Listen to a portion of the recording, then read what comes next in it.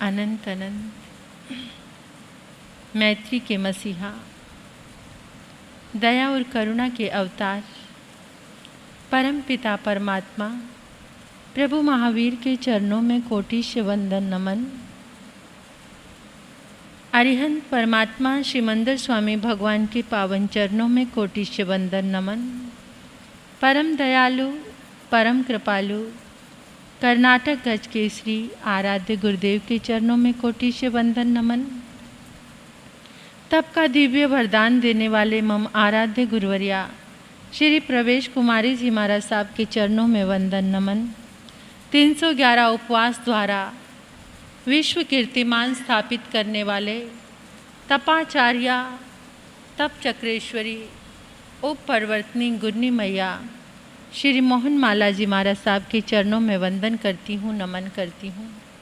मेरे जीवन पर अनंत उपकार करने वाले, धर्म का दिव्य दान देने वाले आराध्य गुरनी मैया के पावन चरणों में कोटि कोटि वंदन नमन। स्नेहिल प्रिय छोटी साध्वी, इस पावन प्रांगण में आए परमात्मा के प्यारे प्यारे भक्तों, हृदय के आंगन में आप सभी का स्वागत करती हूँ, अभिनंदन करती हूँ। आप सभी की श्रद्धा का अनुमोदन, आप सभी के सुंदर भावों का धन्यवाद। आपके पुरुषार्थ को आपने इस धर्म प्रांगण में आने के लिए अपने समय का सदुपयोग किया, अपने समय को सार्थक किया। परमात्मा ने एक छोटा सा सूत्र दिया है हमें, विवेको ये धम्मो।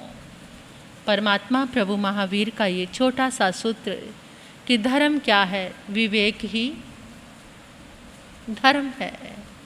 जब जब जीवन में विवेक को साथ लेकर कोई भी कार्य करोगे, विवेक मतलब सूझबूझ, जागरण के साथ कोई भी कार्य करोगे तो वो कार्य तुम्हारा सफल होगा। उस कार्य के लिए तुम्हें कभी पश्चाताप नहीं करना पड़ेगा, कभी दिल में गलानी का भाव नहीं आएगा।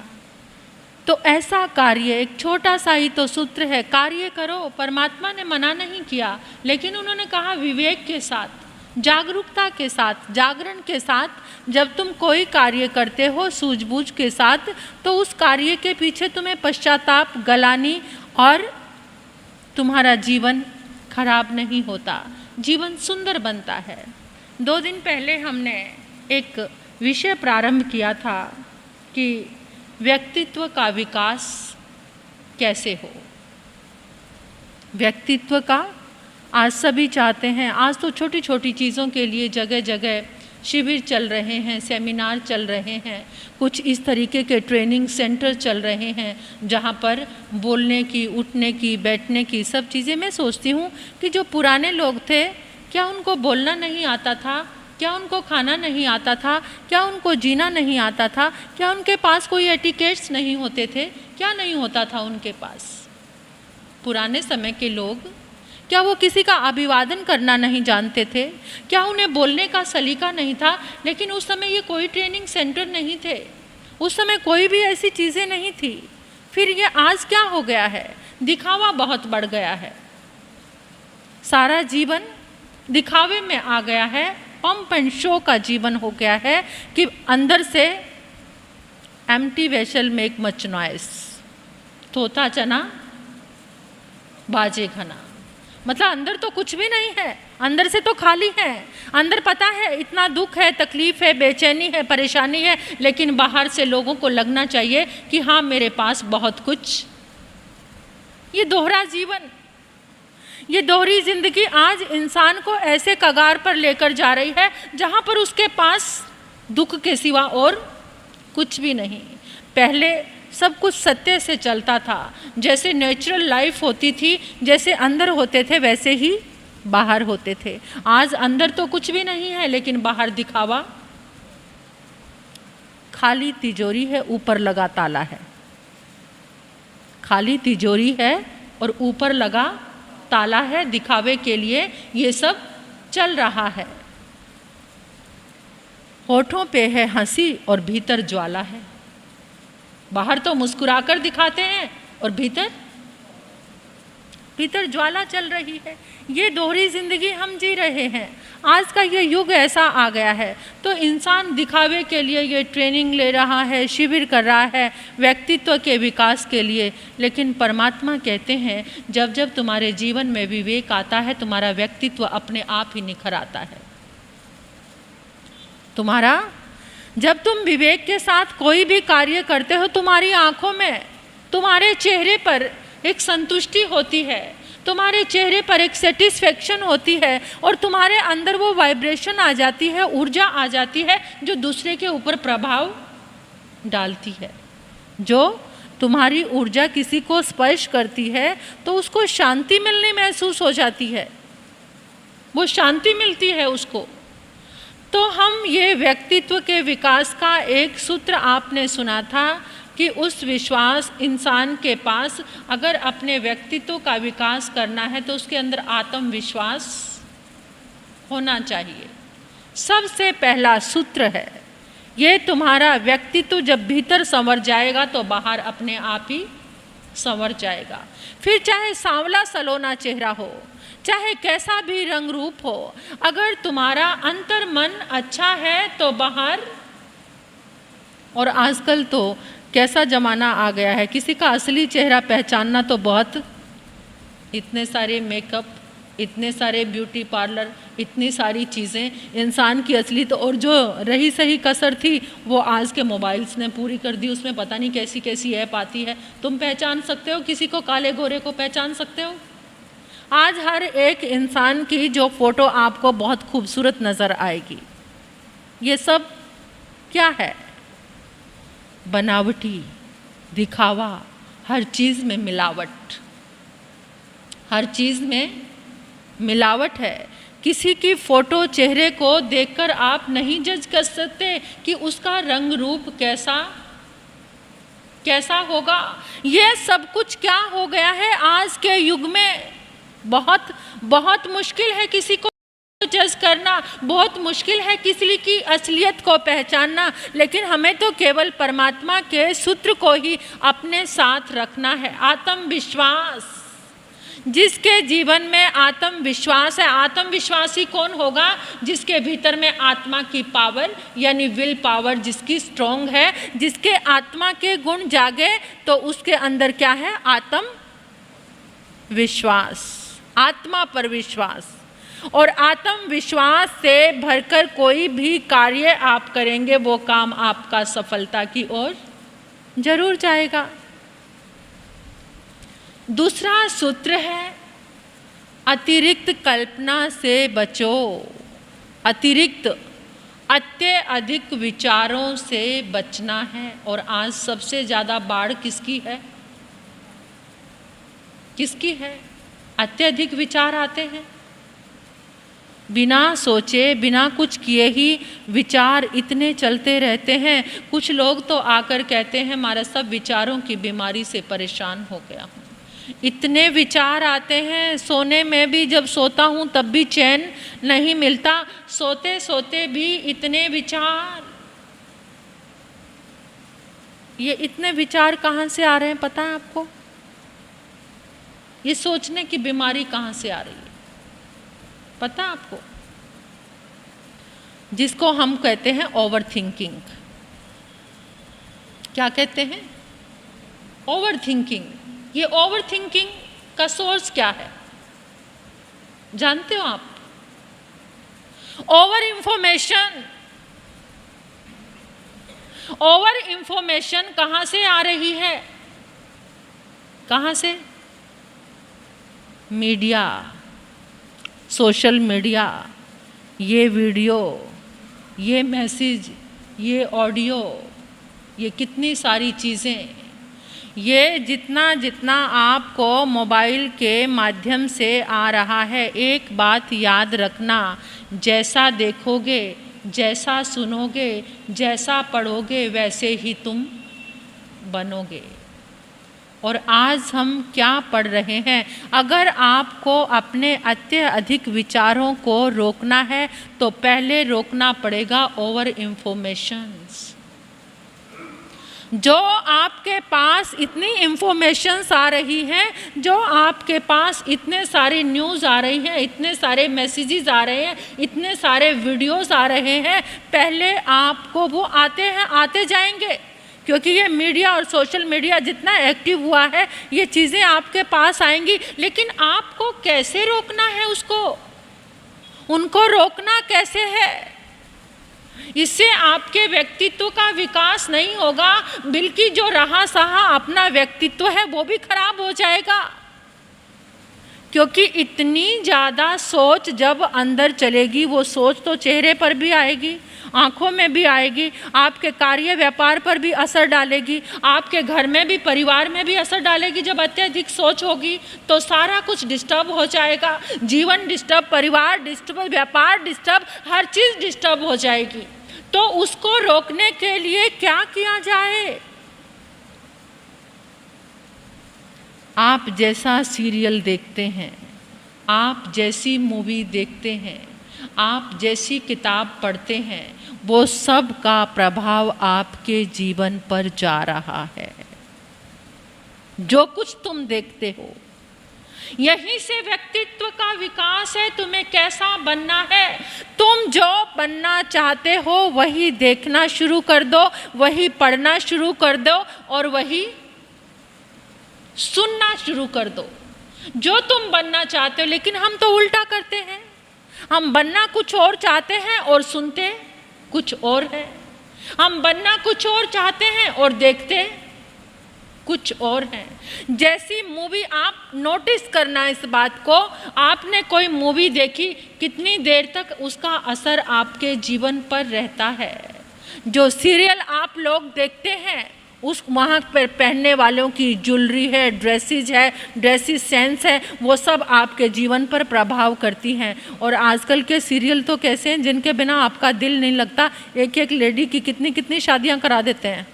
कोई जीवित हो गया, कोई मर गया, वो मरा हुआ फिर जिंदा हो गया, पता नहीं क्या क्या बकवासबाजी।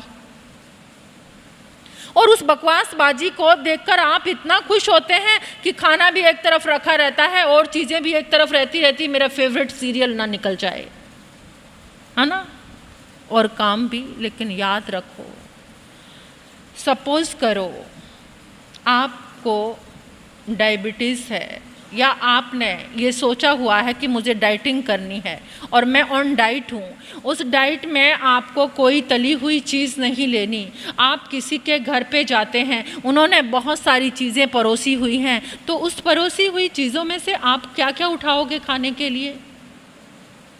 खाने के लिए 36 तरह की चीज़ें उन्होंने परोसी हैं, आप उसमें से क्या क्या उठाएंगे? बोलो। जो आपकी डाइट को सूट करेगा वही लोगे ना। आपने सोचा हुआ है कि मुझे तला हुआ मेरी सेहत के लिए अच्छा नहीं है, मेरा कोलेस्ट्रॉल बढ़ जाएगा, और आपने मीठा नहीं लेना कि मुझे डायबिटीज़ है, मुझे बीपी की शिकायत है, बीपी हाई हो जाएगा, मुझे ज़्यादा नमक वाली चीज़ें। तो आप वही उठाएंगे जो आपकी डाइट को सूट कर रहा है। ये फिजिकल डाइट है।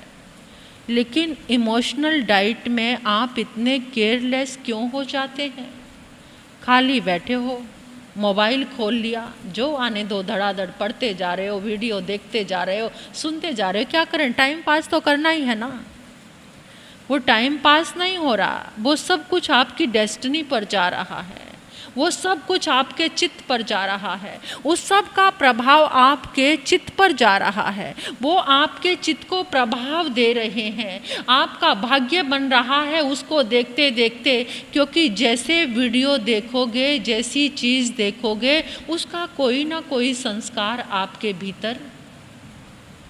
क्या आपने सोचा, सुबह उठकर डिसाइड किया आज मुझे मोबाइल का प्रयोग कैसे करना है? उसमें विवेक आया? सच बताना। आप सुबह उठकर सोचते हो आज मैंने 2 चीज़ें कम खानी है, ये नियम कर लिया, आज मैंने 1 मिठाई का त्याग करना है ना। सोचते हैं ना, आजकल बहुत चल रहा है ये कि 1 मिठाई का त्याग, 1 फल का त्याग, 1 माला करनी है। लेकिन क्या सुबह उठकर आप सोचते हो कि आज मुझे मोबाइल पर यही चीज़ देखनी है, इसके सिवा कुछ और? मोबाइल का विवेक करते हो? बोलो। हाँ, फिर वो जो खाया पिया है ना, जो खाने का नियम किया या पहनने का नियम किया, वो सब बेकार हो जाता है। क्योंकि जो मोबाइल पर मैसेजेस आप लोग देख रहे हैं और आपको मोबाइल चलाते देखकर आपके बच्चे आपको फॉलो कर रहे हैं। आप क्या बच्चों को रोकोगे जब आप खुद ही नहीं रुक पा रहे हैं, है ना।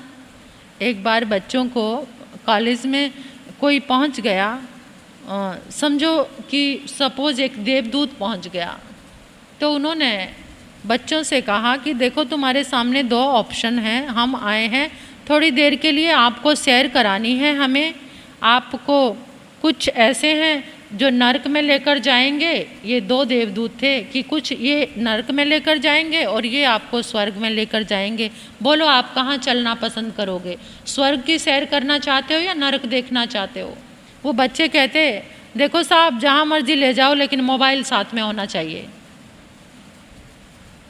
मोबाइल अगर हमारे साथ है, नरक में ले जाना चाहो हमें कोई परवाह नहीं है, क्योंकि हमें क्या करना है, मोबाइल साथ है। तो आज हम मोबाइल के इतने एडिक्ट हो गए हैं, इतने ज़्यादा, कि हम अपने समय पर नहीं सोचते।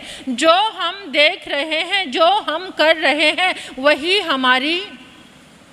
वही हमारी ज़िंदगी बनता चला जा रहा है, वही हमारा व्यक्तित्व बनता चला जा रहा है। और दूसरी इन्फॉर्मेशन कहाँ से आ रही है, आपका दोस्त आया आपके पास, दोस्त ने आकर कहा अरे पता है तुझे आज क्या हुआ, फ्रांस शहर में क्या हुआ, वहाँ पर ऐसी चीज़ थी, और आपने बड़े इंटरेस्ट से सुनना शुरू कर दिया। फिर वो बकवास पे बकवास पेलता चला गया और आप सुनते चले गए। वो जैसी तरह की बातें, ऐसी वैसी, ये वो, आपने सब बातें, और आपको टाइम का भी पता नहीं चला। लेकिन यही बात अगर आपको धर्म के लिए की जाए कि एक प्रवचन आपको पूरा सुनना है, यहाँ से जाने के बाद कितने कितने प्रवचन आते हैं, सुनते हो? नहीं सुनते। और कोई ऐसा फ़नी वीडियो आ जाए तो उसको देखते हो, बड़े खुश होकर देखते हैं। कोई ऐसी मैसेज, किसी की बुराइयों का पोटला भरा पड़ा हो कि आज उस समाज में ऐसा हुआ, वहाँ के अध्यक्ष ने ऐसा किया, वहाँ की चीज़ों ने ऐसा किया, फिर उसको पढ़ते हो या नहीं? जितना कबाड़ हो उसे पढ़ने में बड़ा मज़ा आता है, जितनी अच्छी चीज़ें हैं उनको सुनने में बोर फील करते हैं। क्यों? आज हमारा रस, हमारा इंटरेस्ट, आज हमारी चीज़ें कहाँ चली गई हैं? फिर कैसे अतिरिक्त विचार आने बंद हो जाएंगे? ये अतिरिक्त विचार, अपने विचार से अलग जो विचार आपके पास आ रहे हैं, वो आपके व्यक्तित्व को खराब कर रहे हैं, आपकी छवि को खराब कर रहे हैं, आपके जीवन को बर्बाद कर रहे हैं, आपके भीतर की शक्ति को घटा रहे हैं, आपके भीतर जो एनर्जी लेवल है उस एनर्जी लेवल को लो कर रहे हैं। आपका एनर्जी लेवल जो वाइट होना चाहिए, उस एनर्जी लेवल को, उस एनर्जी सर्कल को वो ब्लैक कर रहे हैं। तो कैसे, क्यों नहीं रोक सकते? आप सोचो, जैसे मैंने खाने की चीज़ों में से इन चीज़ों को चुनना है, इसी तरह से मोबाइल पर चाहे कुछ भी आए, आज मैंने कुछ अच्छी चीज़ों को ही देखना है। मैसेज सामने आएगा, निकाल दो आगे। वीडियो सामने आएगा, उसको डिलीट कर दो, निकाल दो उसको। जो चीज़ आपकी ज़िंदगी के लिए हानिकारक है उसे डिलीट करते जाओ, उसे डिलीट करते जाओ। जो आपकी डेस्टिनी को बनाने वाले हैं, ये ओवर इंफॉर्मेशन है, ये ओवर थिंकिंग को रोकने का, वरना इस मीडिया में तो फ्लूड आया हुआ है, इतनी बाढ़ आई हुई है हर चीज़ की, जिसको आप पहले से ज़्यादा और चीज़ें बढ़ती जा रही हैं कम होने की बजाय। जो मैसेजेस हैं, वीडियोस हैं, वो पहले की बजाय और ज़्यादा बढ़ गए हैं। लेकिन सुबह उठकर जब और चीज़ों का निर्धारण करना है तो इसके लिए भी आपको ये सोचना पड़ेगा, अगर आपको अपना एनर्जी लेवल अच्छा बनाना है। और जो आपके सामने ये प्रपोज़ल लेकर आते ना इधर उधर की निंदा चुगलियों का, अगर एक बार आप किसी के घर गए और आपने कहा मेरा आज फ्राइड का टोटली मतलब क्या है, सोगन है, मैंने कोई तली हुई चीज़ खानी नहीं। नो मीन्स नो, नहीं तो नहीं। अगर वो कहे नहीं मैंने इतने प्यार से आपके लिए बनाई है, थोड़ी सी चख लो, जरा सी। जैसे समोसा बनाया, समोसे का एक किनारा थोड़ा सा ले लो, बीच का आलू नहीं खाना आपको तो कोई बात नहीं, लेकिन थोड़ा सा उसका किनारा थोड़ा सा, और आपने ले लिया तो उनके मन में क्या आएगा कि मेरा कहना तो इन्होंने मान लिया, अगली बार पूरा भी कहूँगा तो ये पूरा भी खा लेंगे। सेम विद गॉसिप, गॉसिप के साथ भी ऐसा ही है। अगर किसी ने आपके सामने कोई बात शुरू की, आपने कहा नहीं ओम शांति, मेरे सामने ये बात मत करो, मुझे इस तरह की कोई बात नहीं सुननी, नो मीन्स नो, बिल्कुल नहीं, तो वो व्यक्ति रुक जाएगा। अगर आपने सोचा, उसने कहा सिर्फ थोड़ी सी बात तो सुन लो मेरी, पता वो तुम्हारे बारे में क्या कह रहा था, तो आप एकदम क्या हो जाओगे? पता है उसने तुम्हारे बारे में क्या कहा? मैं उस जगह पर गया था, 4 लोग खड़े हुए थे, दोस्त थे, फला व्यक्ति था जिसको तुम जानते हो, उसने तुम्हारे बारे में क्या कहा? तुरंत आपके कान खड़े हो जाएंगे, और क्या कहा? और आप कैसे सुनने लग जाओगे? कैसे सुनने लग जाओगे? तो फिर उसकी हिम्मत और बढ़ जाएगी, और वहाँ से शुरू हो गया। आपने उसकी बात में एक बार गर्दन भी हिला दी तो आपका कार्मिक अकाउंट क्या हो गया? एक गर्दन हिलाना मीन्स साइन करना। आपने साइन कर दिया, और साइन करने के बाद तो आपका अकाउंट, वो कर्म आपके पास आना शुरू हो गया। कभी कभार एक चीज़ से और बचना चाहिए। जैसे आपको किसी की कोई बात पता चली, आपने दूसरे व्यक्ति से वो बात कही, जितनी देर उसका मन खराब होगा, उसके कनेक्शन कौन बने? उसने तीसरे व्यक्ति से कही, तीसरे व्यक्ति का मन खराब हुआ, उसने भी बुराई सोची, उसका भी मन खराब हुआ, यानी फिर उसने चौथे से चौथे ने, पांचवें से पांचवें ने, छठे से, वहाँ से चलती चलती वो ऊर्जा, बेड एनर्जी, कर्मों का अकाउंट किसका शुरू हो गया? वो सारी की सारी काली ऊर्जा आपके पास पहुँचनी। मेरी बात समझ आ रही है आप सबको? कथा कहानियाँ बहुत सारी आपको जीवन में मिल जाती हैं। ये जीवन को बदलने वाली बात है, इसलिए मैं आपको बता रही हूँ कि जो जो चीज़ें हमारे सामने हैं हम उसको कैसे रोकें। वहाँ से हमारे कर्मों का लेखा जोखा शुरू हो जाता है। इसलिए कभी भी कोई ऐसी नेगेटिव बात हो, कभी किसी को मत कहो। कभी कभार तो ऐसा होता है, आपको किसी गुरु भगवंत की, किसी साधु की, संत की कोई एक बात पता चलती है, और जाके फ़ोन लेके सब जगह आप, जितने लोग उस समय बुराई में आएंगे, उस सारी बुराई की ऊर्जा किसके पास पहुंचेगी? आपके पास पहुंचेगी।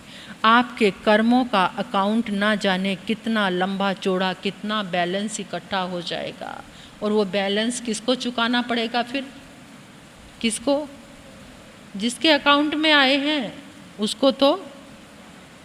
उसको भोगना ही पड़ेगा। इसलिए व्यक्तित्व विकास का एक साधन ये भी है, अतिरिक्त कल्पनाओं से बचो, अतिरिक्त विचारों से बचो, और अतिरिक्त विचारों से बचने के लिए ओवर इंफॉर्मेशन जो आपके पास पहुंच रही है उसे आपको रोकना ही पड़ेगा।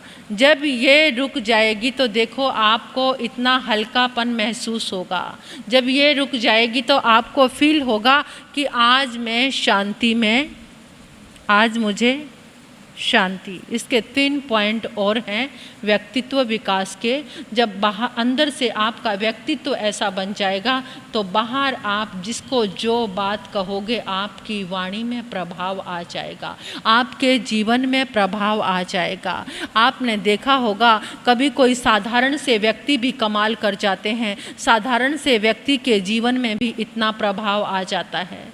तो इसलिए व्यक्तित्व का विकास करना चाहते हो तो परमात्मा की वाणी को अपने साथ रखो। विवेको य धम्मो, विवेक ही धर्म है। जीवन मिला है, सब चीज़ों का उपभोग करो, लेकिन किसके साथ? विवेक के साथ। मोबाइल के बिना गुजारा नहीं है, लेकिन इसका विवेक के साथ उपयोग। लेकिन हमने विवेक की रेखा को लांघ दिया है, हमने विवेक की रेखा को पार कर दिया है, इसीलिए हम आज परेशान हैं। तो इसलिए इस ओवर थिंकिंग की बीमारी से बचना चाहते हो तो ओवर इन्फॉर्मेशन को देखने के लिए, पढ़ने के लिए और सुनने के लिए अपने जीवन में विवेक लाना बहुत ज़रूरी है। अब गुन्नी जी महाराज साहब के मुखारबिंद से उनकी अमृतमयी वाणी का आप पान करेंगे। इसी के साथ ओम शांति। एक बात और कहना चाहती हूँ मैं, हमारे आने वाली 24वीं में जो 12वें तीर्थंकर बनने वाले हैं, उनकी क्या आ रही है? जन्माष्टमी, कृष्ण जन्माष्टमी। तो उस जन्माष्टमी को हमने बहुत सुंदर ढंग से मनाना है, बहुत अच्छे ढंग से, और सुनना है उनके जीवन में। आज धरती पर अगर सबसे ज़्यादा किसी का पुण्य है और सबसे ज़्यादा किसी के भक्त हैं तो वो कौन है? सबसे ज़्यादा मंदिर किसके हैं? श्री कृष्ण जी के। सबसे ज़्यादा भक्त किनके? सबसे ज़्यादा गुण कीर्तन करने वाले किसके भक्त हैं? श्री कृष्ण के। तो जिसके गुणों की महिमा इतनी हो, जिनका पुण्य इतना हो, पुण्यवान के गुणों का गान करने से हमारा भी पुण्य बढ़ेगा और वो आने वाली 24वीं में हमारे तीर्थंकर होने वाले हैं। अपने भावी तीर्थंकर के गुणगान क्यों ना अभी से कर लिए जाएं। तो अपने घर से अपने बच्चों को कृष्ण के जीवन से संबंधित जो जो लोग उनके जीवन में आए, कुछ भी बनाकर ला सकते हो। मीरा बनाकर ला सकते हो, राधा बनाकर ला सकते हो, सुदामा बनाकर ला सकते हो, श्री बलराम बनाकर ला सकते हो, मतलब कुछ भी मीरा बनाकर, यानी जो भी कृष्ण के जीवन से रिलेटेड घटनाएं हैं उनमें आप अपने बच्चों को बनाकर लाना। यहाँ पर बच्चों को भी, क्योंकि जैसी जैसी पोशाक बच्चा पहनता है उसका कुछ ना कुछ गुण उनके जीवन में आता है, तो इसलिए बच्चों को भी पता लगेगा कि आज क्या है, कृष्ण जन्माष्टमी है। बाल गोपाल का रूप बनाना, बड़े कृष्ण का रूप बनाना, अर्जुन बनाना, यानी कुछ भी किसी भी तरीके से आप बच्चों को बहुत अच्छे से सजाकर संवार कर बनाकर लेकर आना है। ये मंडे को है ना? हाँ, परसों है। तो बच्चों को तैयार करके सुंदर सुंदर सी प्यारी प्यारी कृष्ण बाल गोपाल की ड्रेसेस पहनाकर यहाँ लेकर आना और बहुत अच्छा लगेगा यहाँ का वातावरण। हाँ, बड़े महाराज साहब बोल रहे हैं कि मटकी फोड़ने का कार्यक्रम भी आप यहाँ पर रख सकते हो, बैठ के बात कर लेना आप लोग। युवक मंडल के हमारे भाई अध्यक्ष जी आए हुए हैं, तो बात कर लेना। तो बहुत सुंदर ढंग से कार्यक्रम मनाना चाहिए ताकि बच्चों को भी पता चले। ठीक है।